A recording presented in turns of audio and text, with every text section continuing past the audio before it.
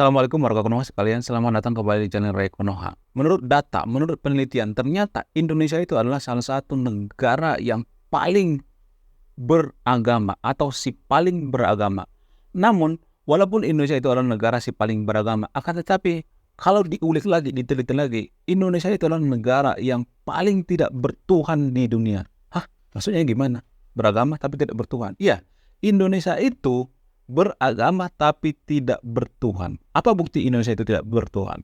Salah satu bukti yang paling kuat kenapa Indonesia itu tidak bertuhan adalah karena kalau Indonesia itu takut akan Tuhan, kalau Indonesia itu bertuhan, maka tidak akan ada koruptor di Indonesia. Tidak ada pungli, tidak ada parkir liar, dan lain sebagainya. Tidak ada penipuan-penipuan. Jadi ini salah satu bukti kenapa saya mengatakan bahwa Indonesia itu beragama tapi tidak bertuhan. Lalu yang jadi pertanyaan adalah Tuhan Konoha itu apa? Tuhan Konoha itu adalah uang, guys. Makanya di Konoha itu lebih cocok dijuluki dengan keuangan yang Maha Esa. Karena apa? Karena warga Konoha itu menuhankan uang. Kenapa saya mengatakan bahwa warga Konoha itu menuhankan uang? Gini, di Konoha itu ya, apa-apapun kita butuh uang. Mau bikin usaha misalnya, kita akan setor ke ormas-ormas gitu, ormas-ormas yang ada di Konoha. Mau bikin pabrik misalnya, harus ada uang keamanan gitu. Ada akamsi, nanti datang LSM gitu, bawa map, terus bawa mau sumbangan ini, sumbangan itu. Jadi semuanya butuh uang. Mau jadi politisi, harus apa? Harus nyogok rakyat. 200.000 per kepala. Jadi semuanya butuh uang. Itulah alasannya kenapa saya mengatakan bahwa Konoha atau Indonesia itu keuangan yang Maha Esa. Mereka menganut prinsip yang mengatakan bahwa keuangan yang Maha Esa. Mau melamar PNS misalnya, butuh uang yang banyak. Mau melamar itu, melamar ini segala macam, butuh uang yang banyak. Tapi ini hanya di Konoha ya, bukan di Indonesia ya. Jadi itulah alasannya kenapa saya mengatakan bahwa Konoha itu lebih cocok disebut dengan negara yang berkeuangan yang Maha Esa. Kalau kita telisik lagi gitu secara mendalam gitu, apa yang terjadi sebenarnya di Konoha? Kenapa banyak atau kenapa ada budaya korupsi di Konoha? Kalau kita telisik lagi gitu, kita gali lagi lebih dalam budaya korupsi ini. Ternyata di zaman penjajahan Belanda juga sudah terbentuk yang namanya budaya korupsi. Apa bukti budaya korupsi sudah terbentuk di zaman penjajahan Belanda? Jadi ternyata dari dulu kita itu sudah ahli dalam menilep gitu, curi-mencuri gitu. Buktinya VOC itu bangkrut. Karena apa? Karena korupsi. Jadi yang mengajari Belanda korupsi itu adalah pribumi. Kita yang mengajari, kita yang training, kita yang memberikan ilmu apa? Ilmu korupsi ke Belanda. Belanda itu belajar korupsi dari Konoha. VOC itu bangkrut. VOC adalah salah satu perusahaan yang paling gede saat itu.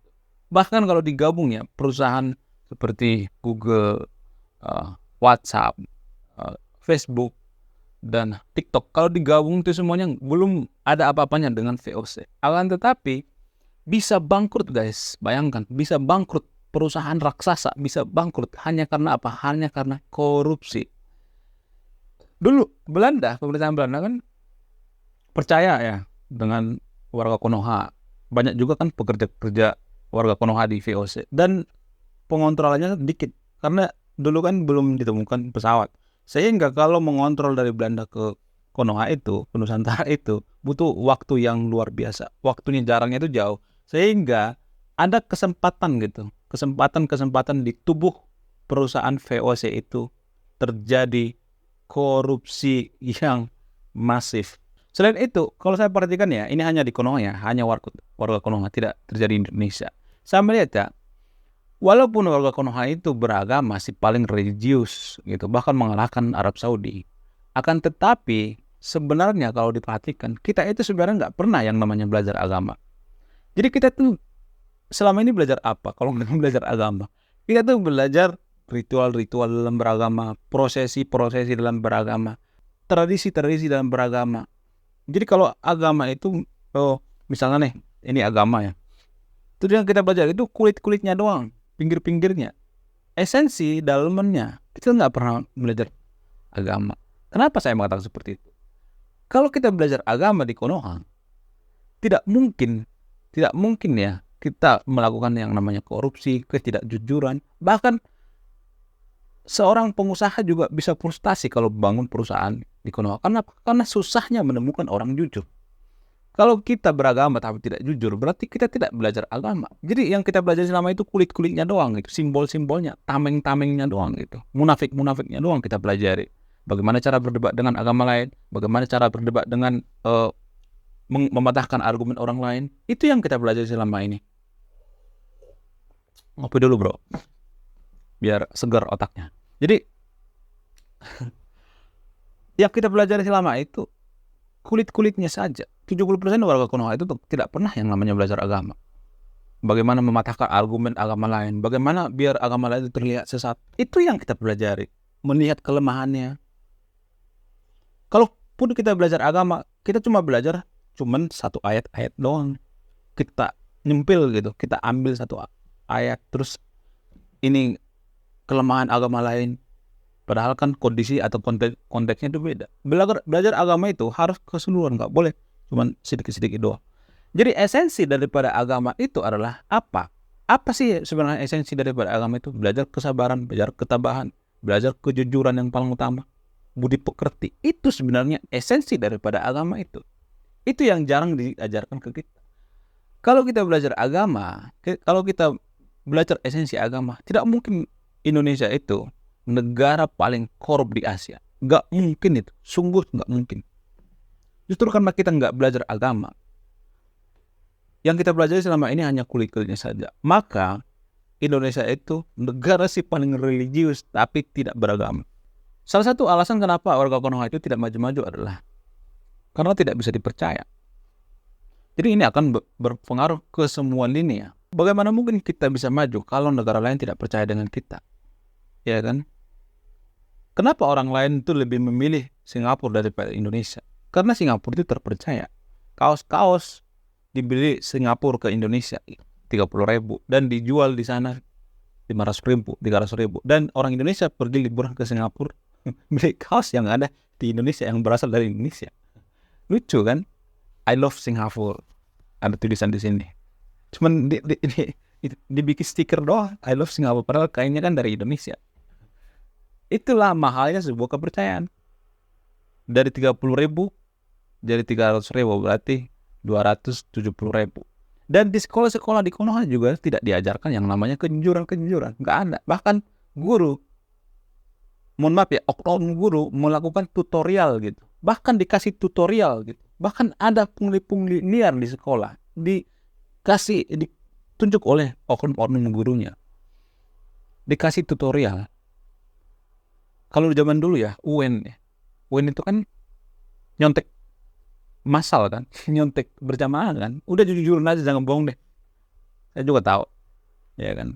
Mungkin yang nonton video ini sudah pada tua-tua ya umur 30 tahun ke atas. UN kan, biar kita lolos UN itu dikasih contekan kan. Gak usah munafik deh. Jadi itulah salah satu tutorial bahwa kita dari sekolah itu sudah diajarkan ketidakjujuran. Di sekolah itu sudah diajarkan ketidakjujuran. Padahal itu yang paling utama dulu. Kejujuran dulu. Kita tidak akan bisa kemana-mana kalau kita tidak bisa dipercaya. Dari mana saya tahu susahnya mencari orang jujur di Konoha? Karena saya adalah pengusaha. Saya sangat susah menemukan orang jujur. Karyawan yang jujur sangat susah. Dikasih dikit kabur. Dikasih uang dikit kabur. Dikasih ini tilep, gak jujur. Lihat uang sedikit matanya hijau, mengkhianati dan lain sebagainya. Jadi Konoha itu ya, mohon maaf ya saya roasting Konoha beberapa menit ya.